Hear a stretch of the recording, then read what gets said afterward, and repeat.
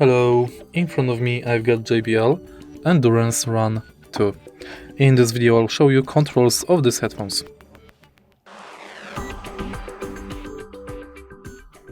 In the beginning, take a look at this control panel. Right here we've got the plus button, minus button and plus pause button.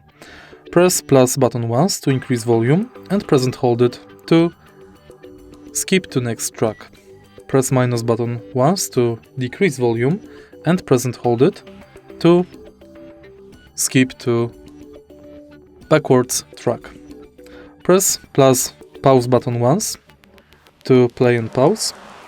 Press and hold it to turn your headphones on and off. Press it once to answer and end the calls. Press and hold it to activate and deactivate microphone. Press it twice to reconnect it with your smartphone, or press it twice to activate voice assistant. And that's basically it.